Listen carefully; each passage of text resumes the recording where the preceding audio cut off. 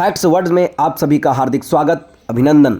आज आप सभी के सामने एक वीडियो जिसका टाइटल है हिटलर के बाद सबसे ताकतवर सेना बनाने की ओर जर्मनी, युवाओं को 2.5 लाख महीना, ट्रंप पर भरोसा टूटा और पुतिन का डर। आइए जानते हैं है क्या पूरा तथ्य। द्वितीय विश्व युद्ध के बाद जर्मनी ने लगभग 8 दशक तक खुद को सैन्य रूप से सीमित रखा।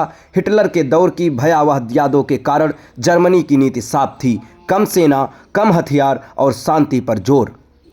लेकिन आज 2025-26 में हालात तेजी से बदल चुके हैं।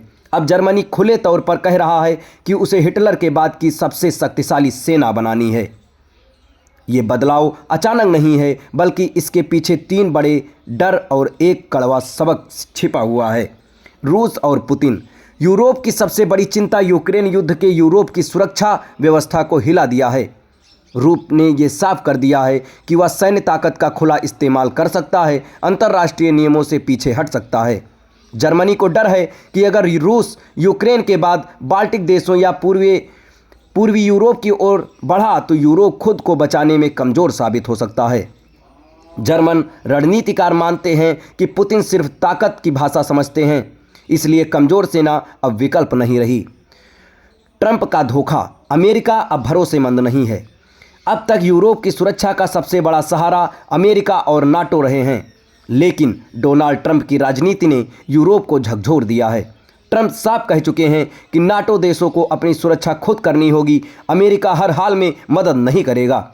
इसका असर ये हुआ कि जर्मनी को पहली बार एहसास हुआ कि अगर अमेरिका पीछे हटा तो यूरोप अकेला पड़ जाएगा। यही वजह है कि जर्मनी अब यूएस बैक्ड सिक्योरिटी से हटकर सेल्फ रेलिएंट मिलिट्री पावर की ओर बढ़ रहा है।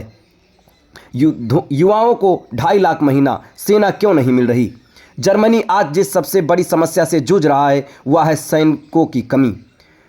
आधुनिक जर्मन युवा आरामदायक जीवन, टेक और कारपोरेट नौकरियों और सैन्य जोखिम से दूरी, इसलिए सरकार ने लगभग 2.5 लाख रुपए महीने वेतन, मुफ्त आवास, health insurance, high tech training जैसे ऑफर देने शुरू किए हैं। साफ है, ये सिर्फ भर्ती नहीं बल्कि युवाओं की सोच को बदलने की कोशिश है। क्या अनिवार्य सैन्य सेवा की वापसी होगी? फिलहाल भर्ती स्वैच्छिक है, लेकिन सरकार खुद मानती है कि लक्ष्य पूरा नहीं हो रहा, इसलिए भविष्य में मैंडेटरी मिलिट्री सर्विस लौट सकती है। ये वही नीति है जिसे जर्मनी ने वर्षों पहले खत्म किया था। अब उसकी वापसी बताती है कि हालात कितने गंभीर हो चुके हैं। जर्मनी क्यों इतना बड़ा जोखिम ले रहा है? इतिहास जानता है कि मजबूत जर्मन सेना से दुनिया डरती रही है, फिर भी आज जर्मनी ये जोखिम उठाए रखा है क्योंकि यूरोप अस्थिर है, रूस आक्रामक है, अमेरिका अनिश्चित है और शांति की गारंटी अब सिर्फ कागजों पर है। जर्मनी मानता है कि कमज़ोर रहना अब ज़्यादा खतरनाक है। यूरोप और दुनिया पर क्या असर पड़ेगा?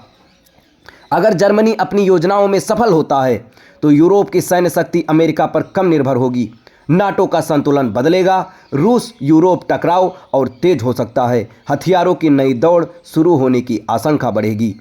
इन सब का निष्कर्ष ये निकलता है कि हिटलर के बाद जर्मनी ने कभी नहीं चाहा था कि वह फिर से सैन्य शक्ति बने, लेकिन आज की दुनिया ने उसे मजबूर कर दिया है। पुतिन का डर, ट्रंप की अनिश्चितता और यूरोप की असुरक्षा जर्मनी को फिर से हथियार उठाने की ओर ले जा रही है।